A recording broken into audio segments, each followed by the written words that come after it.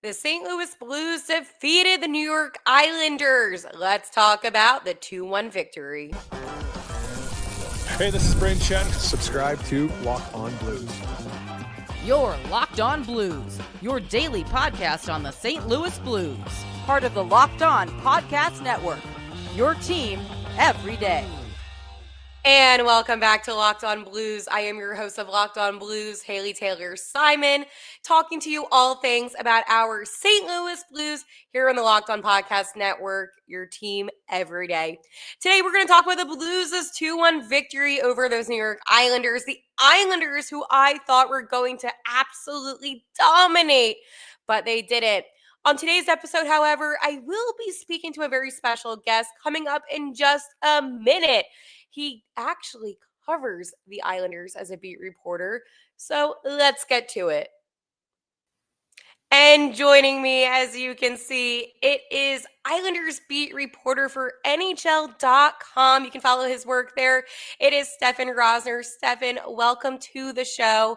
And thank you so much for being able to break down what you saw yesterday in the Blues' 2-1 victory over the Islanders.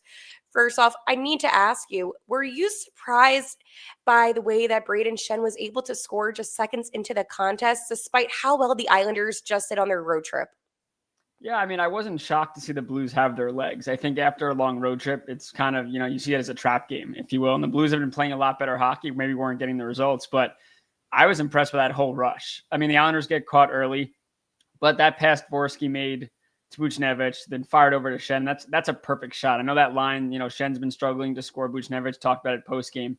He's been struggling. So to see that come through, I think that set the tone right away, and then they had the Islanders chasing. So I'm not shocked to see the Blues jump on the Islanders. I just thought it was really impressive, especially that line. I think that Blues may have found something there with those three. I think what I was most surprised about was kind of the lack of offensive push that the Islanders had. Now, I know that Jordan Binnington did stop 30. However, I was surprised to see that. I mean, the Islanders were this really hot team. So do you just think it was the road trip that tired them out? Or do you think that there's something going on with lines? Like, what's your thoughts on what happened yesterday? Yeah, first off, I would tip my hat to the Blues. I thought Binnington was phenomenal. I know with his game, if he gets settled in early, he's usually going to be locked in, but also the Blues defense. I mean, they clogged up every shooting lane. The Islanders are a team that are much run and gun, transition based offense, and they've been doing a much better job at cycling and getting production that way. But the Blues took away every shot lane. So even off the rush, they defended it well. And when the Islanders possessed in the ozone, I mean, every shot they took, it seemed to hit a body, or if not, Binnington could see it. So I would tip my cap more to the Blues than look at the Islanders and their struggles. They did get off to a slow start, but this Islanders team, they've been resilient in all these games. They've come back and won, and they almost came back last night. But yeah, I think you really just got to credit the Blues the way they came out and attacked.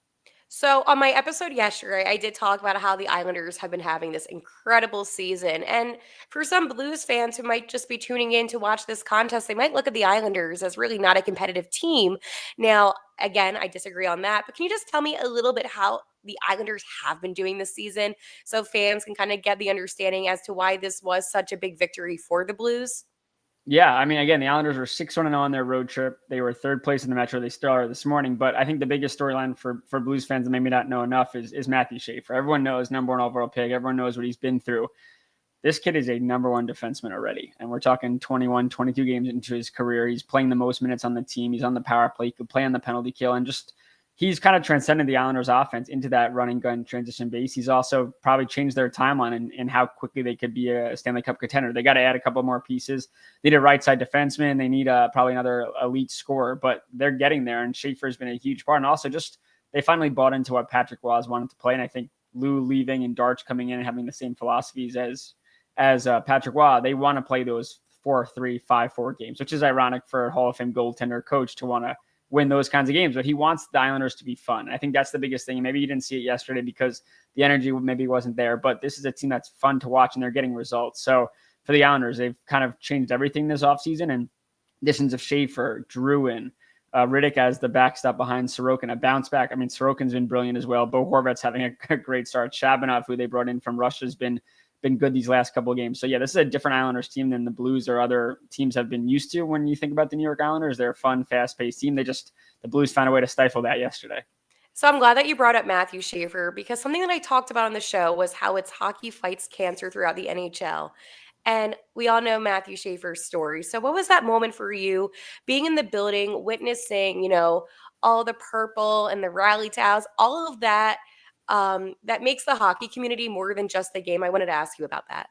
Yeah, you nailed it. It's more than a game. I think all of us have been touched by cancer. My aunt just beat breast cancer. Everyone's going through it. And for Matthew Schaefer, he lost his mom at age 16, 2024 in February to breast cancer. And he's been so, every time you talk to him about her, it's not in the past tense. It's in the present. She's always with him. And I think yesterday you really thought a lot about him. And the Islanders went above and beyond, whether that's because of Schaefer's mom and everything that he's been through. But ironically, coincidentally, last night was Schaefer's mom's birthday. I talked to the organization. That wasn't planned. That just how it ended up being. But the way the Islanders did it, the players walked in wearing the lavender and white jerseys with someone battling cancer, and they took pictures. And then pregame, they had a couple of kids that were battling drop the puck. And then later on in the game, they had 3 or 4 kids ring a bell because they just beat cancer. And then they'll stand up for cancer, all that stuff. It was awesome, but I think it holds more meaning now, knowing that you have a player, your face of your franchise, has been through it. I think good on the Islanders for maybe not that they slacked in the past, but I think they just went above and beyond just to show Schaefer, like, hey, we care about everything you're going through. We're going to do more than we've done in the past. And I think they nailed it. Absolutely. It was actually something I was thinking about because for the Blues, they were in Philadelphia for their Hockey Fights Cancer night. And then they went to the Long Island. I don't know if you guys call it the Long Island, but the island. Yeah, it's all good. The island, yeah. Yeah, something like that for the Islanders Hockey Fights Cancer night. And, I think for these players, being able to just witness the community coming together is something special and something that we don't talk about enough within, media wise. So I'm glad that you brought that up. I do want to transition, however, back to the contest because for the Islanders, they did finally get on the board. It did take them a little while.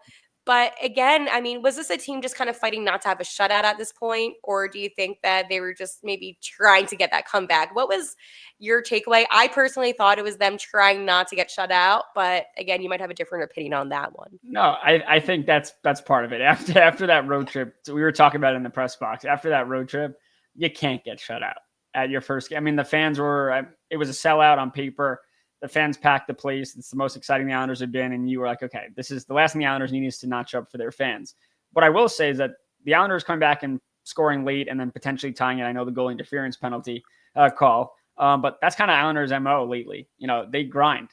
They find ways. So I think, they didn't want to get shut up, but also, they weren't producing at 5-on-5. Their power play struggled. They've really produced at 6-on-5 a lot. Or it's looked more dangerous. So I think that was just the Islanders, and that was their biggest chance to score was the 6-on-5. So they found a way to get that goal there. So I think Islanders don't want to get shut out, but also it wouldn't have been shocked. Islanders win that game or go to overtime and get a point. That's kind of how the Islanders have been. So it's kind of their MO, and especially on home ice where it's been a battle for them to get points. I wasn't shocked with the way that was when they've had slow starts. They've come on in the second and third periods and they just never give up. That's kind of been their mentality this year. Awesome. And the next time the Blues and Islanders will face will be March 10th. I believe that is a couple of days after the trade deadline. So it's going to be a pivotal time in the NHL considering. So, Stefen, where do you see the Islanders March 10th? I know this is a big loaded question, but right now, this is one of the hottest teams in the NHL. Yeah, I think Darch has a lot to think about because, you enter this season and you're thinking they're going to sell off. Evaluation time, this roster has been went stale. Move on from a Pajot, a Lee, maybe try to move Duclair, maybe move other players and just get as much draft capital as possible. However, you have a team that can maybe not, I don't think they're Stanley Cup contenders, but you don't really have to be a contender to win. We've seen that. You just got to get in. I know Islander fans hate the just get in motto because they end up playing the Carolina Hurricanes in the first round every year and they get dismantled. But with Schaefer and the ability to win now, and also you have a future, you Cole Eiserman, Danny Nelson, Camille Bednark, all these young guys, Victor Eklund, Kashan Aitchison, you have a lot of young guys coming in the future where your future is really bright. But can you win right now? And that's what Darch has to think about. I think the Islanders, whether it's short-term or long-term, they need to go get a right-side defenseman for Matthew Schaefer. They need to get one of those guys that could play with him for the rest of his career. Scott Mayfield was a great start for him, but what happened is Schaefer earned more minutes that Mayfield couldn't play, and now he's playing alongside Ryan Pulock, and it looks great, but is Pulock the perfect partner for Schaefer? Not sure. They definitely also need to add probably a top 6 talent. Is that available at the deadline?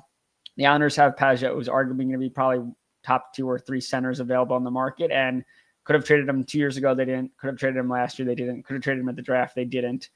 My belief right now is they're going to get, teams are going to be calling. Teams have always been calling. The question is that's a huge loss if you trade him. He leads the NHL in the faceoff dot on a team that's usually top in the league in faceoffs. He kills penalties. He's a shutdown third line center. You kind of need that to win in the playoffs. So that's what Darch has to weigh. Do I trade these guys that have the value and get as much back as possible, or do I try to win in the playoffs? And if I try to win in the playoffs, I need these guys. So there's a lot of time between now and then, but I would probably say lean towards the Islanders selling and looking more towards the future. And if they get into the playoffs, great. But this is Darch's chance to show the NHL that I'm not worried too much about the future. I want to win right now. And I wouldn't be shocked if he pulled off some blockbuster move in his first trade deadline as a GM. Wow, this is going to be a game to watch because, again, folks, it's going to be only a couple of days after the trade deadline. And considering what Stefen just said about what he thinks the Islanders might do, there might be a lot of eyes watching this contest. For the Blues, I don't see this being a playoff team. So it's going to be kind of the same crew, maybe a little bit less, because I do believe they're going to make some trades.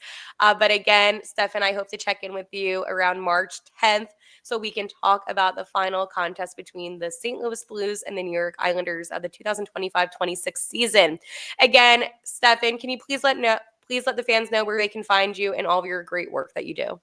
Yeah, I appreciate it. You can follow me on Twitter, X, whatever they call it now. It's Stefen_Rosner, STEFEN_ROSNER. The Hockey News Islanders site, I do something called the L Monitors, which is a Monday through Friday weekly newsletter, thelmonitors.com, and you can find me at NHL.com. Awesome. Thank you so much again to Stefen Rosner, who is a beat reporter who covers the New York Islanders for NHL.com and so many other websites. Again, thank you, Stefen, for coming on today's show. Nope. So we just heard from Stefen, and I thought that was some really interesting tidbits that he said, most notably about how he thinks the Islanders might sell at the deadline. If I were the Islanders right now, and if I were a team that's having all the success, I would want to push through the playoffs. However, at the end of the day, if you can make your franchise better over time, I understand that mentality too. But again, it was such a great game yesterday for the Blues. And maybe the Blues did get lucky with the fact that the Islanders were just coming out of this, extensive road trip, a lot of victories. So again, I am really curious to see how that game's going to go down on March 10th, 2026, a few days after the trade deadline. I will talk to you all tomorrow. And like always, let's go Blues.